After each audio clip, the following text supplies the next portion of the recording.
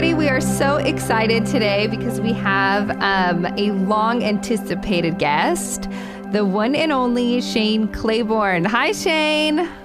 Hey, it's good to be with you. I've been looking forward to this too. This is exciting. So we want to...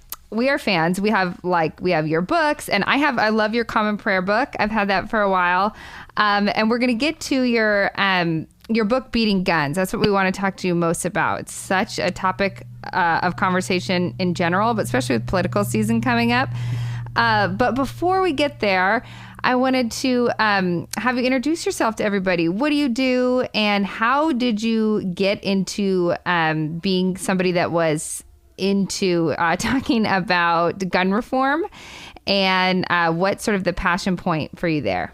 Yeah, well, I'm not a fully trained blacksmith yet, but we've been transforming donated guns into garden tools and beautiful things. So that's part of my pandemic activity. Is I now have a little blacksmithing shop in my house. But I grew up down south. I grew up in East Tennessee. So actually, I grew up with guns. I grew up on the other side of a lot of the issues I feel pretty passionately about these days, but fell in love with Jesus down south and came up to Philly to go to college.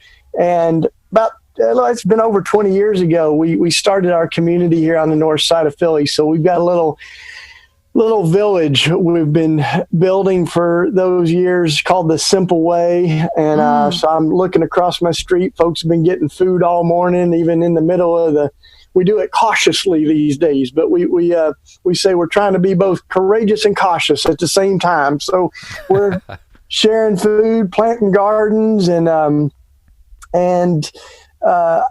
I kind of came up to Philly to go to college, and then fell in love with this neighborhood. In particular, we had a group of homeless families that were living in an abandoned cathedral. And so we started out of that and then been here ever since.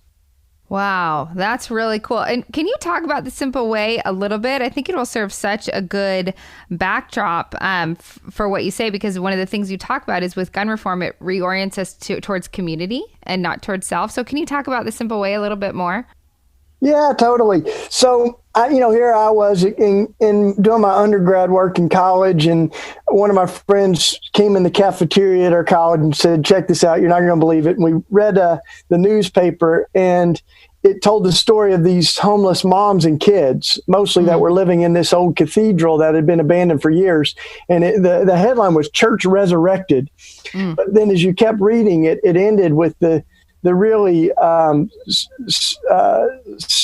scary reality that the actual Catholic Church had given them 48 hours to get out. They considered that they were trespassing, and so they were given this eviction.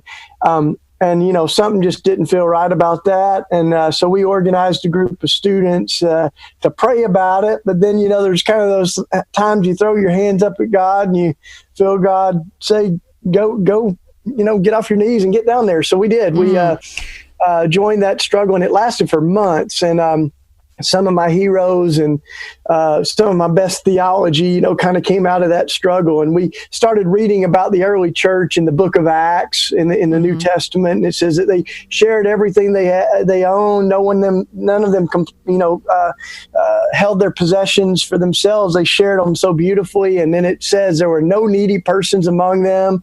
They worshiped God out of their homes. So it was this sense of kind of churches lived out of living rooms and dinner tables, and that's kind of what we started with here. So we bought a house together coming out of college, and then we got a lot of abandoned houses. So we got our second house for $1. It was what they call a fixer-upper, so we fixed that up. And then, so anyway, we've been building this little village. So we fixed up a lot of properties and planted gardens and painted murals, and that's kind of what we've been up to. And then, part of that is we're living in an area where we suffer the brunt of a lot of these injustices. It's a neighborhood that's really challenged economically. It's beautiful in a lot of ways. I mean, community is how people have survived, really racially diverse. It's a beautiful community to be a part of. But gun violence is one of those things that's, still one of the dark sides of our life here. Almost every corner of our neighborhood, we can tell the stories of who died there from, being shot. And even the house that I'm recording this from with y'all is a abandoned house that someone was killed in, that we, consecrate and reclaim it for God and for good things to happen out of. But, and I think, a lot of these issues, they kind of chose me. And that's why I've come to really think that proximity makes a world of difference. One of my friends says that privilege is being able to choose which issues we care about and which ones we don't. And then when we live closer to people who have struggled, the issues we can't help but ignore things like gun violence or healthcare, the mass incarceration, or whatever. So no, that's so true. I love that idea about the proximity. And you talk about in your book that, like you said, that you grew up with guns in Tennessee and hunting, and your wife did hunting as well. But that, would you say that it was living in this neighborhood, the proximity, that sort of flipped the switch? Did you have a moment like you just described, where you just sort of throw your hands up and you're like, okay, it's time to go do something? Was it a slow burn that sort of made you sort of get closer to the issue and start contemplating, looking at gun reform in a different way? Yeah, if my wife were here, she would very quickly make it clear that she's a much better shot than I am. She grew up dove hunting and things like that. And, and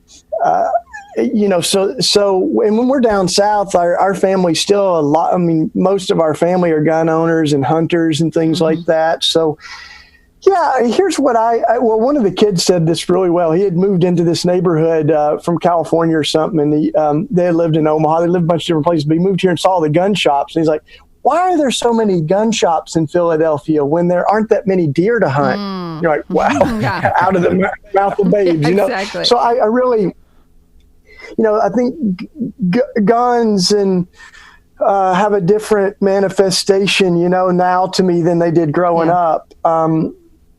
And this is where I'm really encouraged, is I think that over and over, the studies are showing now that an overwhelming number of gun owners want to see a better conversation around guns, and they want to see some sensible changes. So, it's like over 80%, depending on what we're talking about. It's up to 90%.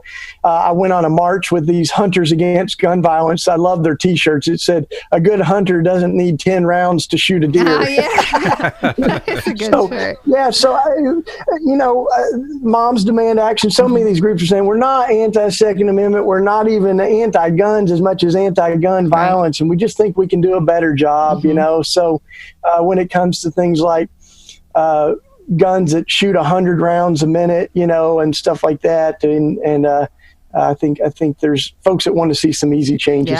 Yeah, and you talk about I love what you say. You do a lot about talking about the Second Amendment. First of all, I loved your history of guns. I learned so much reading that. I had no idea. Obviously, now looking at it, it's like, oh, of course, just what a money-making endeavor it all was. But I thought that part of your book was fascinating. But when we talk about the Second Amendment for a second, so I loved what you said in your book about being clear on the historical and cultural context of which the Second Amendment was written. So what was going on, what type of guns we're talking about in the Second Amendment. And so if you could touch on that a little bit. But then also, I found it fascinating that a lot of times people then, because you tied it heavily with Matthew 5 and Sermon on the Mount, and a lot of times people are always talking about how we view scripture, and the same thing. What was the historical context? What was the cultural context? And so I find it fascinating that we are quick to do that with a lot of pieces of work. But as you point out, we don't do that with the Constitution or the Second Amendment in general. And why do you think that is? Yeah, that's good. We'll unpack some of that. I first of all, began to see, these guns that when the Second Amendment was written, we were talking about guns that shot 1 round a minute, and now we've got guns that shoot 100 rounds a minute or more. And, we kind of put those side by side in the book to show the contrast to that. But it's interesting, though, because James Madison, who's known as the father of the Constitution, helped draft the Second Amendment and everything. He said, he had a powerful line. He said, liberty can be endangered by the abuse of power, but liberty can also be endangered by the abuse of liberty. And so our freedom can become oppressive to other folks if it goes unregulated. And I mean, even now you have folks that are militias marching on Capitol buildings and folks that are saying we don't need to wear masks, and it's ironic though, that some of the same folks will say, I don't need a mask, God will protect me. Somehow they do think they need a gun, yes. And so,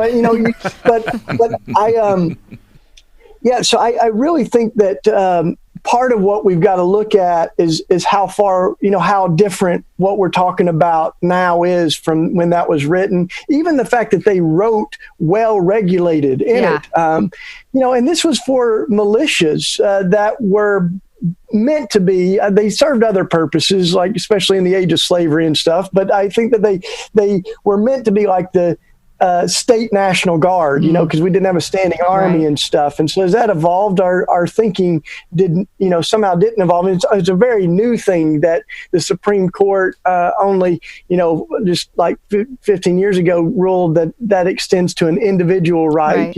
But they certainly were very clear, even the most conservative Supreme Court justices, that it still needs to be regulated. There need to be restrictions. We shouldn't just have any gun, any person, So, I think that's an important backdrop to challenge. But here's the thing is, for those of us that follow Jesus, we've got a higher authority even than the Constitution. Yeah. And I think that's where, you imagine, what if every Christian took the Sermon on the Mount as seriously as the Second Amendment, that's where I think we've got to allow our fidelity and love for Jesus to be the primary framework. And that's where, it's so hard for me to see this fusion of guns and God. Christians are the highest gun-owning demographic in America. Wow. And wild. White Christians in particular. So this is a problem when, as we think about the gun and the cross. I think they give us two very different versions of power. Yeah. And one says, I'm willing to kill. The other says, I'm willing to die. And when you compare the messages of like Jesus in the Sermon on the Mount and the NRA, stay in your grassroots or hard direction. That is, and what touched me, your story that you talk about, one of the gun shops in the neighborhood you live in, and that you guys held a Good Friday service outside one of the gun shops. And to me, I see those two mantles, those two ways to power on display in that story. Can you talk about that a little bit? Yeah, so this happened incidentally.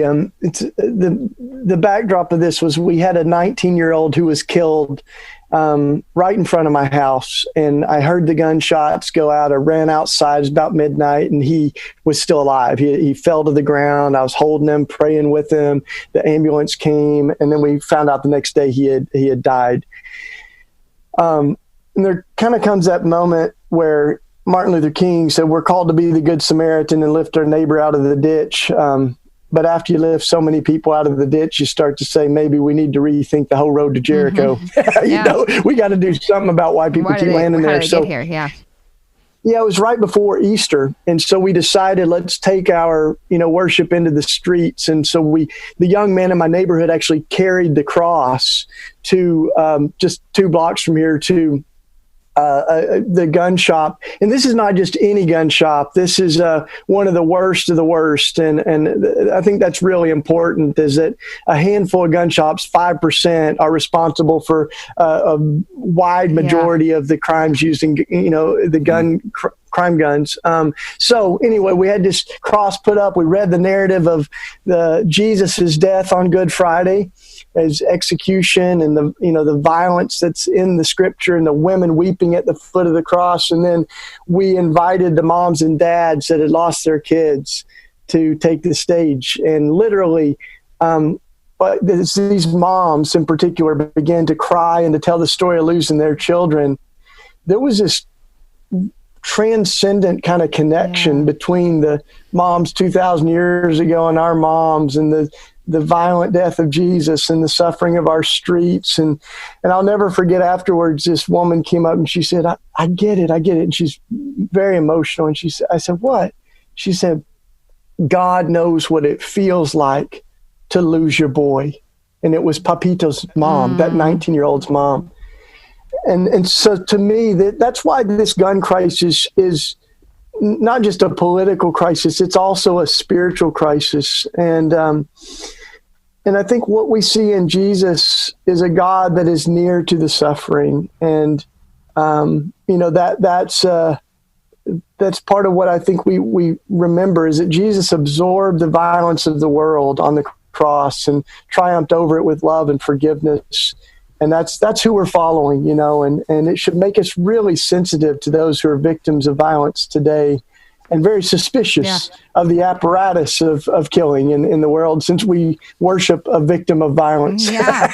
Well, yeah. And you do a great point about talking about how you're like the gun, when somebody is shot, it is not just that person that is a victim of that violence.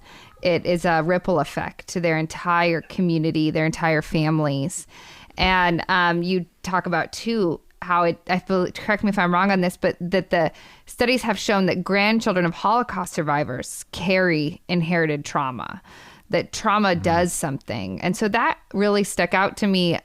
You said also in your book, and this ties in, but that when you were able to visit the Winchester factory. So I lived in San Francisco for a time, and they have the Winchester Mystery House. Have you been there?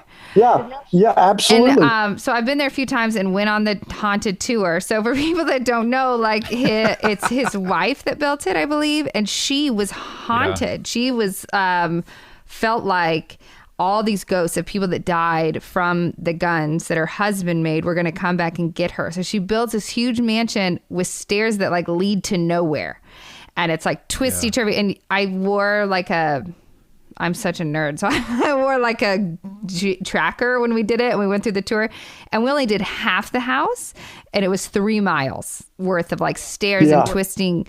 And so I did that like 7 years ago. Now, knowing what I know about trauma, about inherited trauma, about mental illness and these different things, I look at that and I'm like, oh my gosh, like she never once fired a gun. She didn't do any of those things, but it affected her as being in such close proximity, as you said before, in this way that now it's this attraction you can go and see. But what a sad representation of what you just said, of gun violence isn't just about the person who gets shot, but it's about how it affects all of us in communities and this spiritual sickness that we have. Yeah, I did go to that Sarah Winchester's mansion, and the people that knew her, they say she was not crazy. Right. Yeah, she was haunted. Yeah. She was haunted. And there's a powerful book that I built on some of the work of this historian Pamela Haig called "Gunning of America," and it talks about Sarah's story. And it's because you think of there's back then and even now, there's this sort of male power that surfaces. Even now, some of the assault rifles, they say, here's your man card, the Bushmaster, and so there's this male dominated industry that the women then later began to inherit that. And so Sarah used all of her inheritance to go into this haunted mansion. And some say it was almost like she didn't want to try to redeem this blood money, But the other thing that I learned in all of it, and kind of you see kind of the female conscience against the kind of male violence sort of explicit, and it's not that cut and dry, but moms demand action. So many of the people that have been a force in this have been the moms and the women, and so much of the violence does occur from men white men are like 30% of our population, but we're 61% of the gun owners, in the country. So there's manifestations of this that we see. And the other thing that it reminds me of is, that part of our problem is not gun owners, it's the gun profiteers, right? And this was true for so many of the people. I had no idea until I wrote the book, but these were not gun lovers. They were money lovers. And they just found that they could make more money off of guns than sewing machines or shirts, and so, they went into that business and just to make money. And now we continue to see that, as Henry Ford said, if you want to know how to end violence, then figure out who's profiting from it.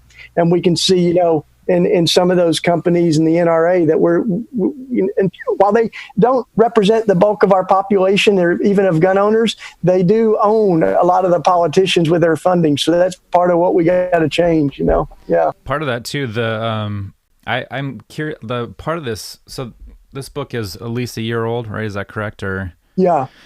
And it's like, it's hard. I feel like in this time period or this last, I don't know how long, there's just been like, it's been, every shooting is like, this is now the worst shooting in American history. The next one's like, well, now this one is the worst.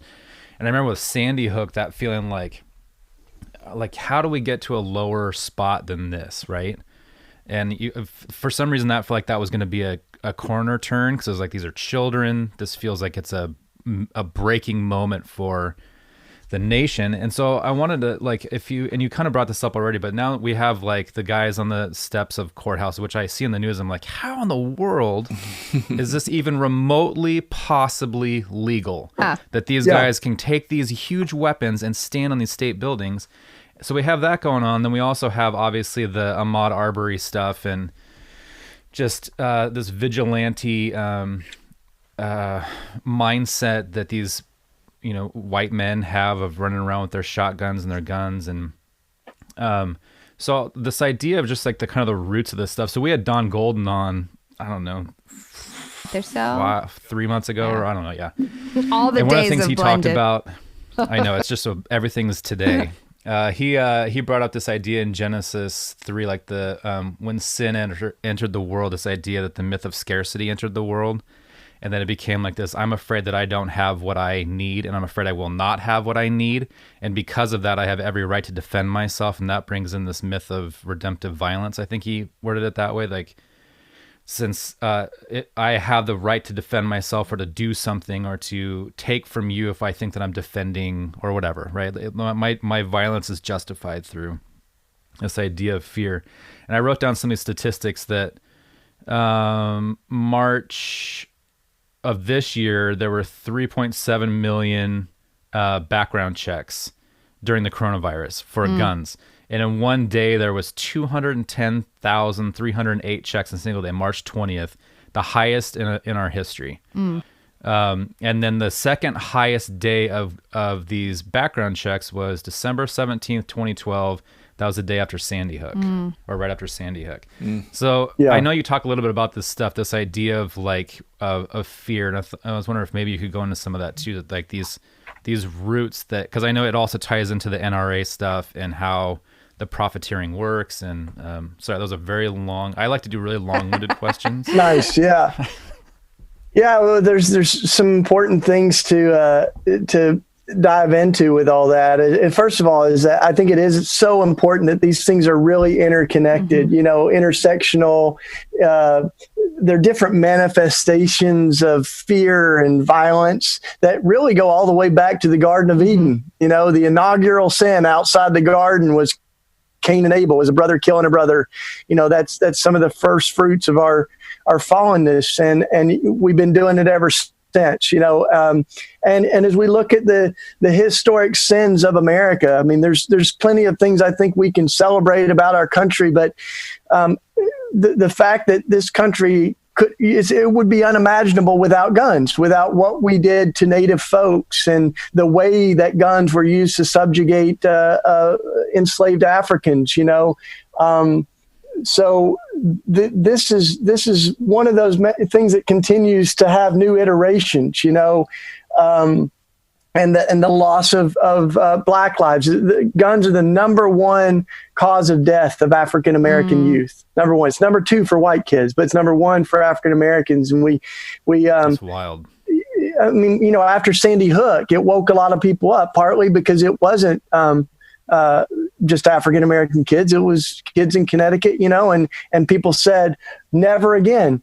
But we've let it happen again and again and again. In my lifetime, we've had more people killed domestically by guns than in all of the wars in American history.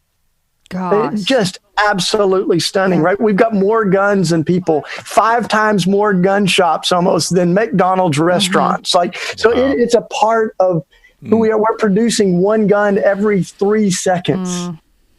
So that you know, I think for those of us who follow Jesus, who said, "Blessed are the peacemakers, for they are the children of God." Like, it's a call for us not to conform to a world that's so driven by violence, and even this idea that violence will solve our violence, right?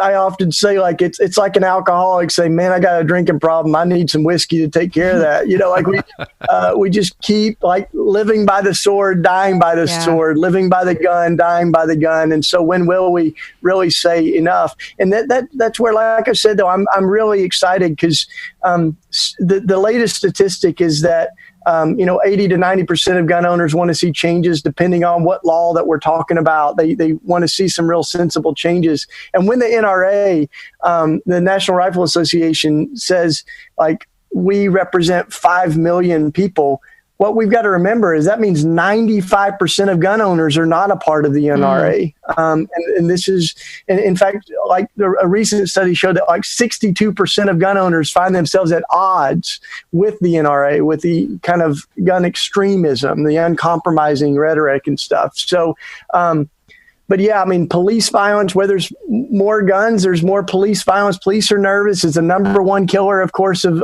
police in the line of duty. The number one killer of military service members is not combat. It's actually suicide by their own guns. So suicide's a big piece of this too. And where there are more guns, there are more suicides just because they're so effective.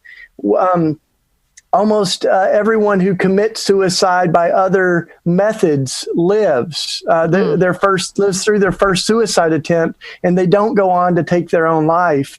But you don't get a second chance with a gun, and that's why the guns and the suicide, the racism is all very interconnected. And I think underneath it all, there's a whole spiritual side of it too. So when people say to me, "Well, it's not a gun problem, it's a heart problem," I agree with them on part of that. I say, but why can't it be both? We could get rid of all guns and people will still kill each other. In Boston, someone turned a pressure cooker into a bomb. We will find ways to kill each other, but there are some things that are just designed to kill as many people as possible, as quickly as possible. And we want to. Yeah, I've heard you make that distinction too with the, because that's always a big argument. It was like, well, how many people die in car accidents every year? Are we going to ban cars? And it's like, cars were built for transportation. They weren't built to murder people or to kill. That was not the intent of the design. Yet, I think you were saying, that you have to get a driver's license. You have to pass a test. And we put in seat belts, and we have speed limits, and it's like all this list. If you misuse a car, you lose your license, right? Exactly. Like there's responsibility that comes with it, and so yeah, absolutely. And I think it's worth thinking about like that. Just how can we do a better job at protecting life? Because as automobile technology has evolved, and other technology, like now you can't text and drive because it's dangerous. Right. So like. The gun industry is one of the least evolved when it comes to how we, think about the laws and restrictions that might protect life. It just has almost not evolved at all. That's wild. But the spiritual side of it is important because we can have great laws, and no law can change a racist heart or heal a violent heart, and only God can do that. So it can be both a heart problem and a policy problem, and God changes and heals hearts, and people change laws, and I think we need both. It's interesting how you said the thing about, sorry, just one last little thing, and then I'll be quiet for a second. About how we can best protect human life. I think that's how you just said it. I've been thinking about this so much lately because of the argument about wearing masks and whether or not we're curbing virus or not, and people are just like, but we only have 80,000 deaths. Like, that's it. That's all we have. And I'm like, if we're a people that believe in the idea of the Imago Dei and kind of like trying the sanctity of life and trying to keep one person alive, the way we rationalize death numbers on like to such a grand scale it's just been really tripping me up lately. And I know that that's the thing with gun violence, where it's like, it's only this amount. If you want to look at a percentage of how many, it's like, no, like we're talking about, like you said, the one mother and the one son. And even with the thing in Genesis with Cain and Abel, I was just reading about that the other day too, on this topic with the Ahmaud Arbery stuff. And it was about how God's response to that when he speaks to Cain is like, I heard your brother's blood calling out from the dirt. Right. It was like this idea of injustice and the blood that was spilled is that's what God reacts to. That's what he heard calling out to him from the dirt, was this. Yeah, there's not a question there. I just like the way we rationalize. I was with a rabbi who was actually he was going through the Hebrew. It was beautiful, and he said it's actually plural. It's meant to represent the bloods of the land, and so it is your brother's blood. This is Mike Ferguson, Mike in Ferguson. This is about Trayvon Martin. It is about Ahmaud Arbery. This is all that blood is crying out, and the indigenous blood is crying out. And so that's part of, I think, when we go, we should never become comfortable with other people's deaths. And that's what Reverend Barber's been saying with the pandemic, is there's too many politicians and people in power that are very comfortable, way too comfortable with other people's deaths. And we've become way too comfortable with over 100 lives a day being lost to guns, every single one of them made in the image of God. And that's why I think, this has to also become personal and not just about statistics, but, this is Michael Brown and Ferguson and so many others, like they really have made it personal. And that's what it needs to be. That's why the Black Lives Matter and the say their names, Ahmaud Arbery, it needs to become personal. I appreciated that, of all the things in your book where you listed out the names and ages of the victims. And to be honest, my first thought was like, I'm just going to skim it. And I was like, no, that's the problem, is that we skim it. So we need to say them out loud. When we talk about the spiritual problem, and you talked about this word faith in your book. So full disclosure, I'm part of Moms Demand Action. And I also don't own a gun because I'm too afraid to have a gun in the house with children. But I also, the narrative that is spoken to me is, we have a gun problem. We need to solve, not from the Mom's Demand, just in general. We have a gun problem. We need to solve the gun problem. But until we do, you are in danger as a woman. If your husband's away at work and someone comes in with a gun, you the only thing you can do is have a gun. Or you can't go in a parking lot by yourself at night. And I live in Texas, so it's open carry. So you can't do that. You have to do that. And you talk about this word faith in there. What do you say to that sort of rhetoric? This idea that like, I'm inherently in danger because everybody else has guns, if that makes sense. But where that spiritual side, I think it's on both sides of the coin. So it's a spiritual side that people are dying, but what's the spiritual side on the other side of where my faith lies? That's a great question. Yeah, totally. So I think, I think the statistics and data, like they can be compelling to some people, and I think that they are important. Like the fact that a gun is more likely to take someone's life in your household than actually to be used to protect you. Like there's just every single piece of data actually shows that, that you're more likely to be killed by someone who already has a key to your house and by a random stranger. Mace and other things are much more effective when it comes to really responding to an intruder, all that stuff. But I think at the end of the day, a lot of it, and why we do irrational things, that like is because of that fear. And the scripture is so clear that perfect love casteth out fear. That fear and love are like opposite forces. They're like opposing magnets. You just can't hold them together. And there comes a point where we have to choose, I think, between love and fear. And so many of the policies of our country right now are being driven more by fear than by love. And we end up doing really, really terrible things. We end up doing really scary things, I think, when we are driven more by fear than by love. And so I think that's part of what we can do, in the midst of this, is declare that, we're going to stand on the side of love over fear and faith over despair. And, but it does, even Peter, who I tell the story of in my book, when the soldiers come to get Jesus, I mean, he picks up his weapon. It's just impulsive. And he's heard the Sermon on the Mount live after, and still did this.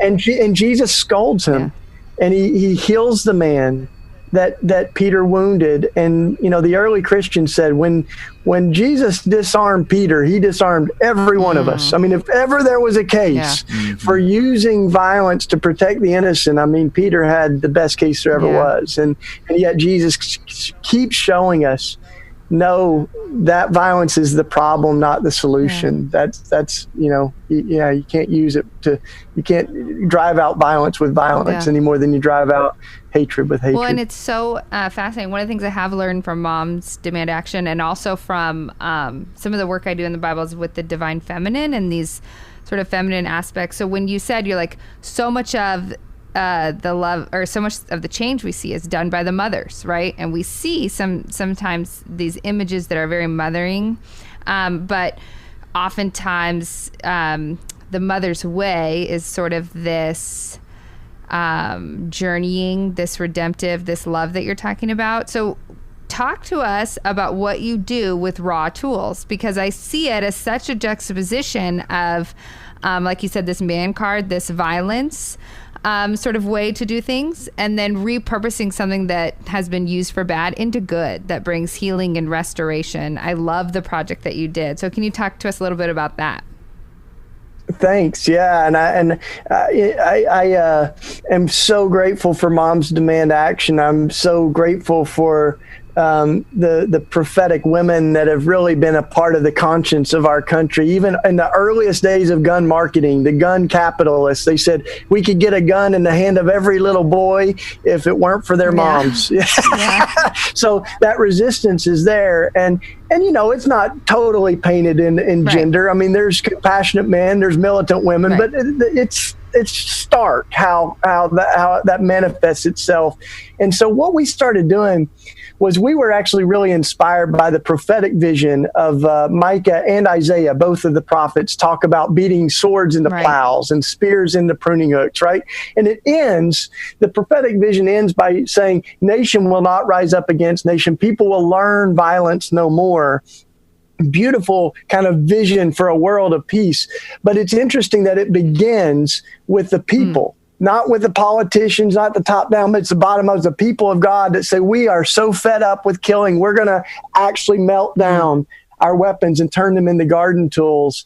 And it captivated us so much that we invited people to start donating guns. And the first one we got was an AK-47. A legally owned AK-47 that was given to us. And this guy was just like, I have no idea why I have this and I want rid of it. So we turned it into a shovel and a rake. And then we've been doing it for 10 years since. And now, have raw tools, which is war flipped backwards, raw tools that you can find all the stuff we make out of it. Your listeners won't appreciate the images here, but, we make these, tools for the garden and signs that say love. And we make these necklaces that are heart necklaces that are out of a crushed barrel of a gun. So we're trying to repurpose them. But, it started symbolically, and we just did a 40-city tour around the country. And what we realized is that it's much more than just symbolic. It's actually, I don't use this word lightly, but it's sacramental. It's a holy mystery. And we've seen folks, as we give space for the grief and the pain, we invite those who have been directly impacted by gun violence to take the hammer if they want to. And, one person after another, as they're beating on that, they start to tell their story sometimes.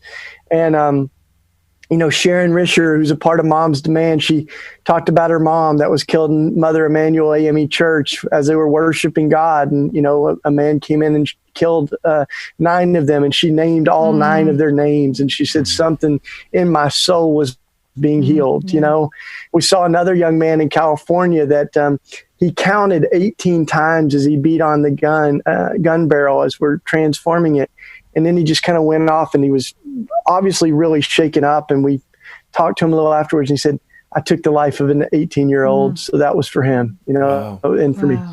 So we're doing that all over the country. And I've got a blacksmithing shop here, but we've also got them all over, and we're creating ways that people who want to disarm can, because it's not the easiest thing just to get rid of a gun. So we're trying to make that easier. And then actually, sometimes I think probably people disarm and then they end up being sold again. So this way, it really does end it. It flips the script. It's a pivot. Yeah, we bring a chop saw, and we have what I call chop saw churches that, maybe on the first Saturday or something, they take gun donations, but every gun before the owner leaves, it's chopped and made inoperable. And then we take that metal and repurpose it. And a lot of times we say, if you give us a gun, we'll give you some garden tools. That's cool. I love that is it. awesome. So your book is Beating Guns, but how else can people get involved if they want to know more about this repurposing? What are your favorite resources? And then also can they get directly involved with Raw Tools? Totally. Yeah. Well, we invite everybody that wants to have a conversation, that, people that are gun owners, folks that are just thinking about this for the first time, to sort of lean in with an open mind. And there's a film that also accompanied the book that's also called Beating Guns, and it's on Amazon and Vimeo and everything else. And it's a good conversation piece. And then we've got other things on our website that are like for small groups and stuff. So folks can go to rawtools.org. And I'm on social media too. Just my name, Shane Claiborne, and folks can track what we're up to there too. So thanks for having the conversation. Yeah. And can people come and visit your community when we're no longer quarantined? Yeah, totally. And I think one of the things for me too is that this is, I'm not a single issue person. Yeah. I wrote a book on the death penalty too, but it's my passion for life that really is the fire in my bones that fuels this desire to see fewer lives lost to guns. And, I grew up saying that I was pro-life, but I really only thought about that in terms of abortion. And I really want to be pro-life from womb to tomb, consistently, and to say, what does that look like when it comes to gun violence or the death penalty or Black lives or immigration or the environment? These are all pro-life issues for me. Absolutely. Gosh, thank you so much for your work in this space and for redefining so much of the inherited terms that we've all had. Really appreciate that. Absolutely. Thank you all for having a good conversation and for encouraging others to do the same. And thanks for your work with Mom's Demand. I just became a part of every town now has a whole, faith movement as a part of it. So I'm one of many folks that are a part of that. So I should look into that. I didn't realize that. Just announced it yesterday. So there awesome. You go. I should look into it. Thank you for telling me. That's cool. Yeah. It's funny. Talk about fear is it took me a long time to, and I've still only dipped my toes in it. But I talk about being afraid. I was terrified if I show up to one of these meetings, I'm going to get someone's going to be there to hurt the people at the meetings. That's how deep the fear runs rampant. But I just was like you said, it was like my son being like, oh, we had a shooter drill today. I'm like, okay, at some point you have to say that it's more important to me that my child's not inheriting this trauma and I show up at these meetings or go to these things. And now they're online because of the virus, than it is to be terrified.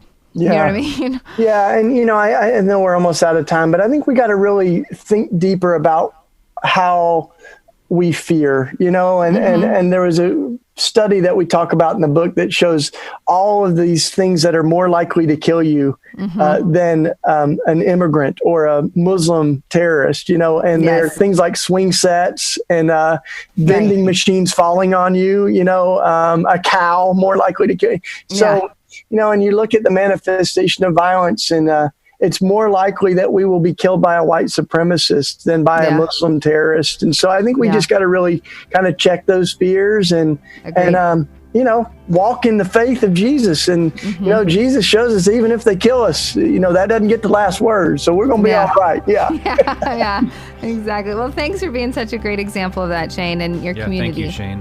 Yep. Thanks for your time today. Appreciate you guys. Yeah. Let's do it again sometime. Take care. Yeah. We'd love that. Okay. Bye.